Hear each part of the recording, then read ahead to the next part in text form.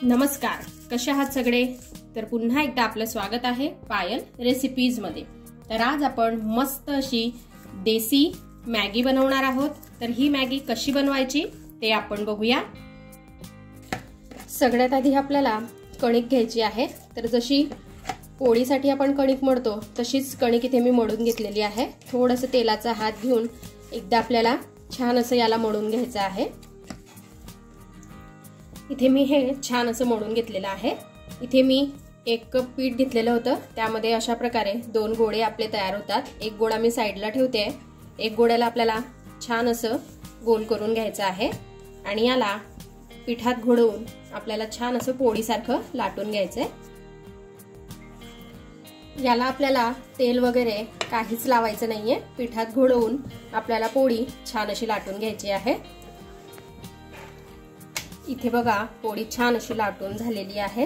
तिला मी खूप पातळ अशी लाटलेली नाहीये, हे बघा थोडीशी मी हिला जाड ठेवलेली आहे, पराठ्यासारखी अशीच आपल्याला याला करून घ्यायची आहे। आता इथे आपल्याला बघा अशा प्रकारे लाटलेल्या पोळीला कट करून घ्यायचं आहे। मी तुम्हाला दाखवते, हे बघा अशा प्रकारे आपण सर्व जी पोळी आहे ही कट करून घेऊया। आजची जी रेसिपी आहे ती अगदी हेल्दी आहे। आपण गव्हाच्या पिठापासून बनवतोय, तर मुलांना आपण देऊ शकतो। आजची रेसिपी तुम्हाला आवडली तर लाईक करा, शेअर करा आणि सबस्क्राइब करायला विसरू नका अशाच छान छान आणि नवनवीन रेसिपीज बघण्यासाठी। तर जी पोळी आपण कट केलेली होती तिला आपल्याला अशा प्रकारे एका प्लेटवर ठेवायचे। इथे मी जाडीची प्लेट घेतली आहे, बघा तुम्हाला दिसत असेल। इथे मी साइडला पाणी छान असं गरम करून घेतलेलं आहे कढईमध्ये। यावर एक स्टँड ठेवलेला आहे। आता यावर आपल्याला ही जी प्लेट आहे ही ठेवायची आहे आणि याला छान असं वाफेवर तयार करून घ्यायचं आहे। आता आपण झाकण लावून घेऊया। इथे 5-7 मिनिटं झालेली आहेत, बघा हे छान असं झालेलं आहे। जी आपली कट केलेली पोळी आहे ती एकमेकांना अजिबात चिकटलेली नाहीये। आता ही प्लेट आपण बाहेर काढून घेऊया आणि हे शिजलेलं सुद्धा आहे, तुम्ही बघू शकता याचा कलर चेंज झालेला आहे। इतपत आपल्याला हे करून घ्यायचं आहे। जवळपास 5 ते 7 मिनिटं याला झालेली आहेत। आता आपल्याला एक पॅन घ्यायचा आहे किंवा कढई, यामध्ये आपल्याला जवळपास 1-2 चमचे तेल घालायचं आहे। तेलात आपल्याला अगदी थोडीशी मोहरी घालायची आहे, थोडे जिरे। इथे हे छान असं झालेलं आहे। यामध्ये आपल्याला एक कांदा घालायचा आहे बारीक चिरलेला। तर बघा मी इथे याला उभा उभा चिरून घेतलेला आहे। 2 हिरव्या मिरच्या बारीक कट केलेल्या, छान असं परतवून घेऊ आपण। हे छान असं मी परतवून घेतलेलं आहे। यामध्ये आपल्याला एक टोमॅटो घालायचा आहे, आपण मी छान असा बारीक कट केलेला आहे। हे पण आपण छान असं परतवून घेऊ। इथे टोमॅटो सुद्धा छान असा मी परतवून घेतलेला आहे। आजची रेसिपी अगदी मस्त आहे। अशा छान छान रेसिपी तुम्हाला बघायच्या असतील तर मी आय बटनवर देईल, तिथे जाऊन तुम्ही नक्की बघा।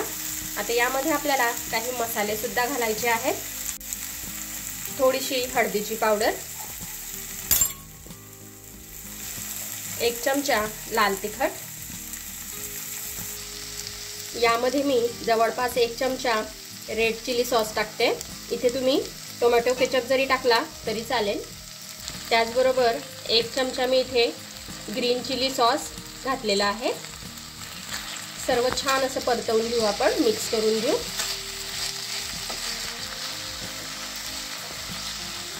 अगदी मस्त याचा सुगंध येतोय। तुम्ही जेव्हा ही रेसिपी घरी बनवाल तेव्हा तुम्हाला सुद्धा भरपूर आवडेल। आवडले तर लाईक करायला अजिबात विसरू नका। आता आपल्याला यामध्ये जे आपण पोळीचे छान असे तुकडे करून वाफवून घेतलेले होते ते घालायचे आहेत। आता हे छान असं आपण परतवून घेऊया। तर बघा बाहेरून वेगवेगळ्या प्रकारची मॅगी आणण्यापेक्षा मुलांसाठी अशा प्रकारे तुम्ही घरी मॅगी बनवू शकता। अगदी हेल्दी आहे आणि एकदा खाल्ल्यानंतर मुलं तुम्हाला ही मॅगी नंतर सुद्धा मागतील तर तुम्ही नक्की ट्राय करून बघा। हे मी छान असं मिक्स करून घेतलेलं आहे। तर इथे आपल्याला याला जास्त शिजवायची गरज नाहीये, कारण आपण याला वाफवून घेतलेलं आहे। आणि तुम्हाला जर का ग्रेव्ही हवी असेल तर थोडंसं तुम्ही यामध्ये पाणी घालू शकता।